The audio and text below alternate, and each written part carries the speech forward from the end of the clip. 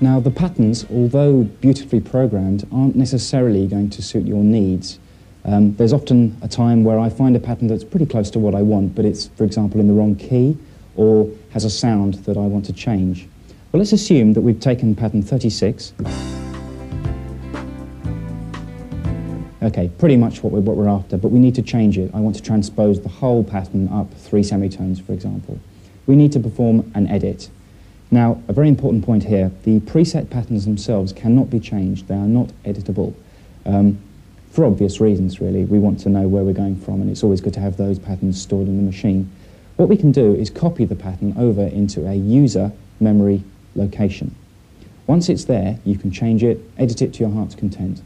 So the first thing we're going to do is copy the pattern. And to do this, we use the Shift Erase button again, and we find the pad marked copy. Shift Erase, copy. The display asks me if I want to copy, question mark, to pattern location 236. Well, that's exactly what I want to do, so I hit the Enter button. It says overwrite. Well, that's because there's something else already in 236. Hit again, and it says done. So let's actually scroll through now and have a look at 236 and see what's there. Okay, there we go. The same name appears as in the original. So there's the original. Okay, once that's there, we can now change it. Now I'm going to use the transpose facility. So again, I find the pad marked trans, transposed, Shift Erase, trans. And here I have the opportunity to actually transpose each of the 3 musical parts separately. So I'm actually going to perform the edit 3 times, 1 for each track. Select track 1, transpose up by 3 semitones. I hit Enter, and it asks me if I'm sure. Well, I am sure, so I hit Enter again. Okay, so track 1 is now transposed. Well, the whole thing is going to be very out of tune at this point. So I go to transpose again, select track 2, select the amount, 3 semitones, Enter, sure, Enter. And one more time, transpose track 3, set the amount to 3 semitones, Enter twice. Now let's listen to the pattern and see what's happened. Great, that's exactly what we were after. So that's how to perform the edit. Now, the name still says Rock +1. Well, I've actually changed it. I've created my own pattern effectively. So the next thing I want to do is actually name the pattern. It's customized, so I'm going to give it a customized name. Using the cursor controls, I can scroll all the way along, and I'll eventually come to PTN NAM, pattern name. Okay, we have to shorten these words sometimes, but you'll see the R of rock is now flashing. Well, I can use the tempo data dial to actually change the letter seen there. Or what shall I call it? I'm going to call it Nick 1. Okay. Let's move that to there. There we have Nick 1. Okay. Now there's no need to enter that name. That will be remembered. You could actually turn the power off of the DR-5, and that pattern name, together with all the pattern information, will be stored in the machine and retained forever. So let's go back to our pattern name display, and there we have it.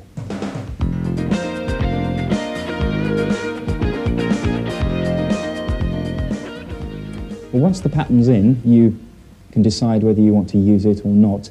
Supposing you'd created a pattern, you'd customized it, and you'd made the wrong edits or done something you didn't want to do. Well, what we can do is we can simply erase the pattern from memory using the erase feature. Now, it's actually called delete on the front panel. So what we do, select the pattern you wish to erase, Shift Erase, and hit the delete button. And it will say pattern clear, all flashes. Well, the reason for that is that we could actually choose, if we wanted to, simply to clear a particular track of the pattern. But I'm going to select all, and I'm going to hit Enter. Are you sure? Inevitably done. Now, although the pattern is now clear, the name remains, which is quite nice, really, because it would be a pain if I had to go back and rewrite the name every time I wanted to make a change to a pattern, or indeed erase some of the tracks within it.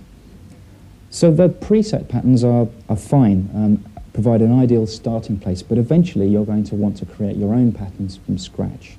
Now, There are various ways you can do this, but there are two things you will have to know before you can actually attempt this. Firstly, how to actually use the data entry pads on the unit itself, and secondly, how to set up the sounds that you're going to use. So our next section is going to be how to use the keypads.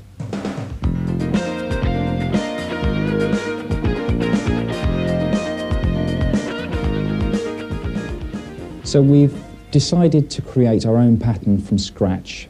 Well, the first thing we're going to need to do now is learn how to use the keypads. Now, obviously for drums, it's a very straightforward matter. How do you select the track that you're going to be entering, though? This is the first thing to consider. If you select a pattern, obviously the pattern has used 3 sounds and a drum kit in its creation.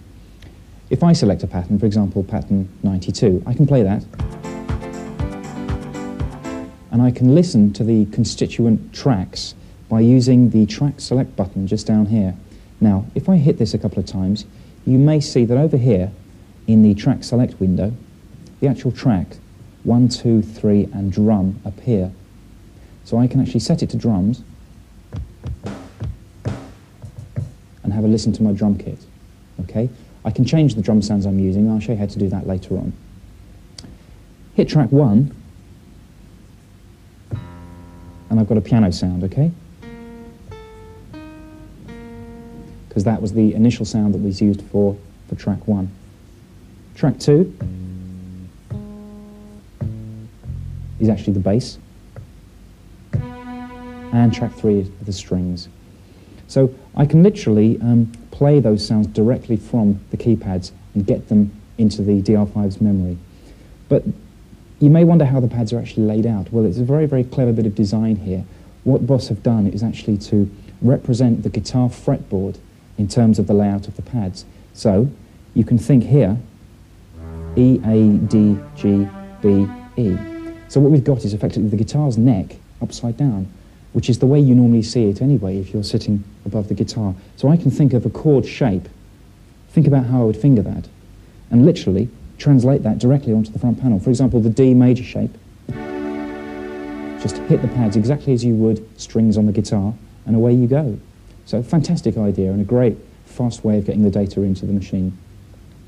Now there's also an alternative way of playing chords on the DR5. There's a little button here, it just says on and off. Well, this turns the chord mode on or off. And as I hit that, as I toggle, you can see that chord appears on the display there. When in chord mode, this is a useful way of entering chords by specifying a tonic note using the bottom 3 rows of the pads and a chord type using the top 3 rows. I'll show you what I mean. Pick a note, F for example. Pick a chord type. Well, what have we got here? I can go for major 7 with an added 9th, for example. Play the two together, and that's exactly what I get. Let's try E minor 7. Okay, so very ingenious design. Now, the chords you play are actually shown or reflected in the LCD display in 2 different ways. Let's go back to single note mode for a moment. Now, if I play one of the pads, you can see over here we have a small chord chart display, and a dot appears at the relevant string and fret position corresponding to the note I play. Over here we have a small keyboard display, and again the note I'm playing is blacked out, so I can see exactly what I'm doing at any time. Turn chord mode on again, hold down a tonic note and a chord type, and it's absolutely fab. What we get is the keyboard display of the chord in its correct voicing, and the same with the guitar chord. Okay? This kind of display should be very, very familiar to guitarists using songbooks and so on. So, a great little idea, I think. Now, if you look underneath the pads, you'll see there's another row of buttons. Accent 1, accent 2, fret, tenuto and staccato. Well, let me explain these one at a time. Now, in the middle there we have 2 fret buttons. Well, as you can see, the pads themselves only really cover the first 6 frets of the guitar, so we'd be limited in our range pitch-wise. So what we can do, we can actually use the fret shift buttons to actually shift the range of the pads upwards. So let me just play a couple of notes. Well, there's one. Hit the fret shift button.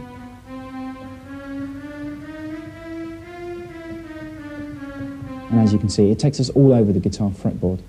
The actual fret position is shown just here next to the chord chart. So effectively what this is a capo, and we can actually place the capo at any position we want, covering the whole of the guitar pitch range. Dead handy.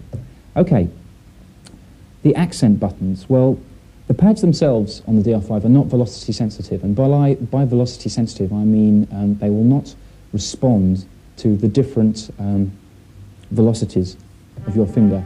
With a velocity sensitive keyboard, if you hit the note harder, the sound comes out louder. Well, that doesn't happen with the DR-5. What you can do instead is use the pad in conjunction with one of the two accent buttons. For example, that's the basic note. If I hold down accent 1 and play the note at the same time, it's louder. Accent 2, and then that's quieter than the original. And by holding them both down with the note, we get another third level of volume, which is probably all you need, to be honest, when it comes to programming a unit of this type.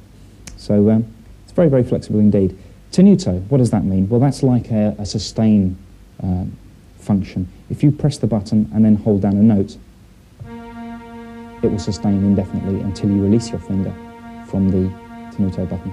Very useful when it comes to playing chords, for example. Let's take G6, tenuto. Release your fingers. It means I can then move to the next chord, whatever it happens to be, very, very quickly, very easily. And staccato is kind of the opposite of that. I can hold down the staccato button, play a chord, and I get a very, very short note.